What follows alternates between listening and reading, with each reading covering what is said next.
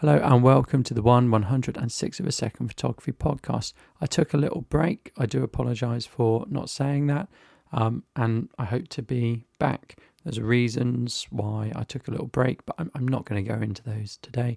I hope to be back doing more podcast episodes, back to my weekly. Anyway, today is a review of the iPhone 13 mini, and really you can take this as a review of the photographic capabilities of the iPhone 13, not the Pro and the Max, but the 13 or the 13 mini. Why? Because I've got myself a 13 mini. I did not want to spend the additional money to get the slightly bigger 13. I thought the 13 mini was fine, and I've been using it now for a week or two, and I feel like I'm in a position to give a review of the photographic capabilities. Now, I have focused quite a lot of my energy on looking at the video capabilities. It's got the new cinematic mode, it's got 4K all the way up to, I think, 60 frames per second. It's all very good, but this is a photography podcast, so we're going to talk about the photography aspect. So my previous iPhone was an iPhone 7, which I thought was very good, but I also felt it was time for an upgrade, so I upgraded. I got the iPhone 13 and I've been very happy with it. Now, it's not a night and day difference because a lot of it is hardware and a lot of it is software, so I could be running exactly the same iOS on both phones. I've actually gone for iOS 15 on the iPhone 13 mini, and I've stuck on, I think, iOS 14.8 on the iPhone 7. So I could go for 15, but I'm not going to use it, so why bother upgrading? I can't see the point. Anyway, what I can now access is night mode, and I can now access portrait mode, and I could not access those before. So let's talk about night mode first off. Night mode's really good. So it seems to auto-detect that it's at night or it's at low light, and it basically allows you to do a long exposure. So handheld, I can do a 3-second photo, or I can expose for 3 seconds, or 1 second, 2 seconds, 3 seconds, and it comes out really well. There's no visible shake, there's no blurring, and it looks really good.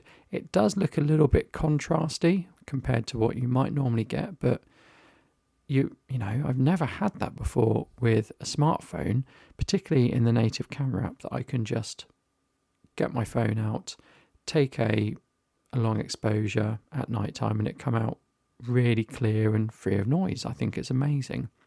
I'll talk about the two lenses you get on the iPhone 13 and the 13 mini. You get the wide, which is the standard lens, and you get the ultra wide. Now, the ultra wide is wider than wide, and you're probably not going to use it that often. You do get an awful lot of distortion in it because it's so wide, and it's not quite as good optically as the wide lens. So if I'm using video, for example, and I switch to the wide, I might notice it's noisier because the lens is not as good. It probably has a slower aperture and it's just noisier, but you use it occasionally. I don't use it that often. And, you know, if I sort of can't get something in the shot, I might switch to the ultra wide and then back to the wide again. But let's talk about portrait mode. Now, again, I've not had access to this before. If you get close to someone, it will blur the background out, and it looks really good. It's almost perfect. So I'm using cinematic mode on the iPhone 13, and on cinematic mode, there are things that don't look right, but you can't notice them when you're looking on the screen of your mobile. It's very hard to notice them. Only if you pixel peep you notice them. But I tend not to find that with portrait mode. Portrait mode came out, I think, maybe 2 iPhones ago, and so it's been very well refined by the time we get to the 13. Of course, cinematic mode is new to the 13, so you're obviously going to have a few teething problems, or you should expect a few teething problems. But portrait mode, I think, works really well. So my family have very fine hair, and it even seems to cope with fine hair. What I do like is that you can go and you can turn off portrait mode, or you can adjust it, you know, and stuff like that. So I've got some really good images just using portrait mode. As well on the iPhone is it has a really good screen. It has a HDR screen. So that means that you get really lively, bright colours, and it just looks really good. Look at that on a different screen and it doesn't look so good, but there you are. So all in all, I've been really impressed with the iPhone 13 mini, and I know that the iPhone 13 is going to be exactly the same. I think photographically it's so handy to have a night mode, and actually I think having a night mode is more handy to have than the ultra wide lens. I know why you have the ultra wide lens, it helps get perspective and stuff. So I think that's the big thing for me, the night mode. The other big thing is the portrait mode.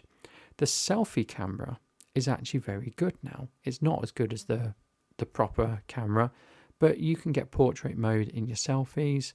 I can tell there are sensors that help with the depth perception, and you can do cinematic mode as well for video in selfie. So to me, the selfie camera is much better.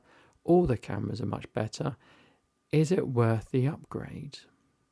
That is a difficult one. It depends how you're going to use it. But I will say, I do a lot of YouTube, I do a lot of photography, and now I've got the 13, I'm using it more and more for standard stuff for my YouTube channel, B-roll and main things, and I'm using it so much more for family snaps and other things, where before I would take a photo and I know it'd be quite flat because it was a smartphone photo, and yes, I'll take the picture, I'll get it, but I know it's going to be flat, I know it's going to be boring. Now with portrait mode, excellent.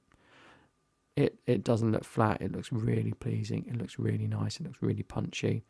With night mode, whereas before I just wouldn't have bothered taking the picture because I knew it'd be garbage on a smartphone, now I will take the picture.